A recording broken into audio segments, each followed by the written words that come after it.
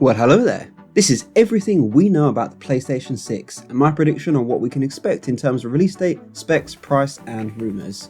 You might actually be surprised about some of the deductions we can make from the scarce information that we have, and we will definitely get a PS6 since Sony has trademarked PS6 through 10. These videos are all about you, so you should subscribe to keep the stream of PlayStation knowledge coming. Let's get into it. First off, aesthetics. What is the PS6 going to look like? It's impossible to do much more than speculate what the PS6 will look like right now, but there are many interesting concept designs across the internet created by fans. I imagine it's going to be a similar shape and size to the PS5, but with a slick new futuristic looking design like some of these on screen now. Release date. The next thing we'll look at is the potential release date for the PS6. Here we can use the past to predict the future.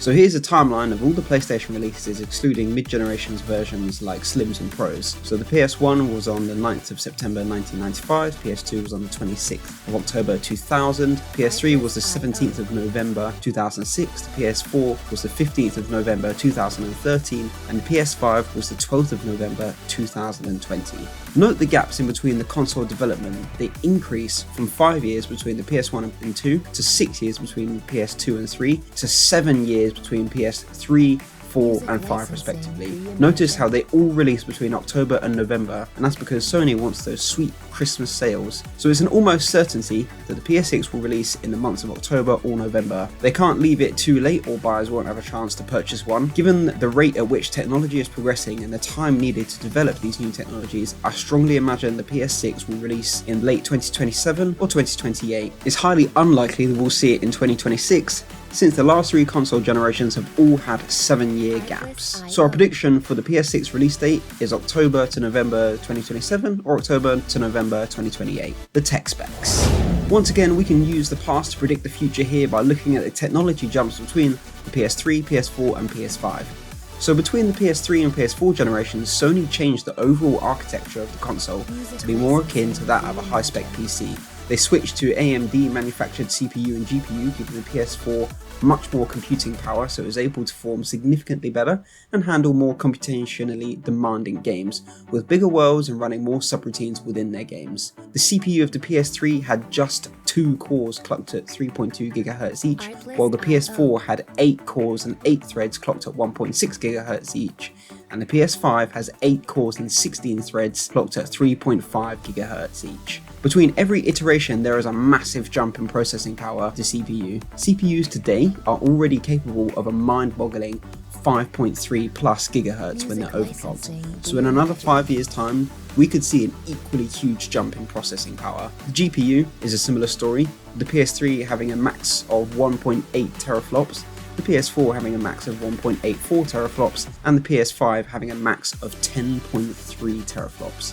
So the GPU of the PS6 will likely see a similar kind of jump in power.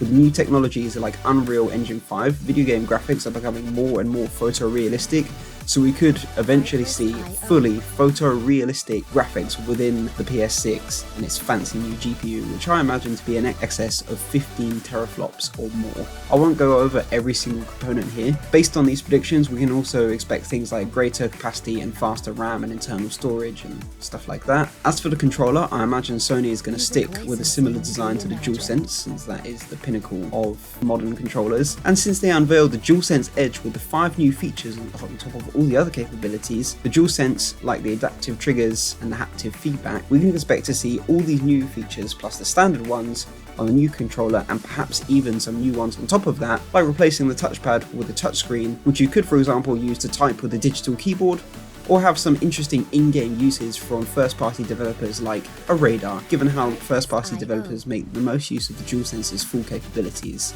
The price. Console prices have always been around $400 to $600 US. With another 5 years of inflation, it could be more than that. However, it's long been known that video game consoles are loss leaders, with the manufacturers making their profit on the games. Sony will also want their consoles to be affordable for parents that will buy the new console for their kids around Christmas time and beyond, so they won't want it to be prohibitively expensive, or they'll miss out on a lot of potential sales.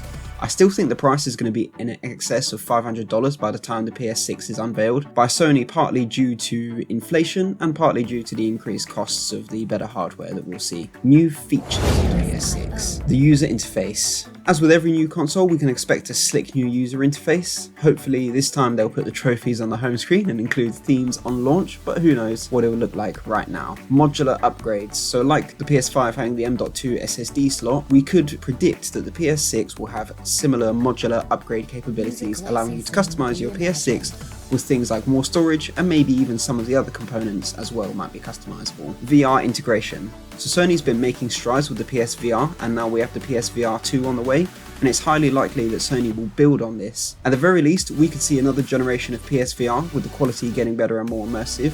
At the very most, we could see something revolutionary that's more like Ready Player One than what we have today, like a haptic suit and an omnidirectional treadmill.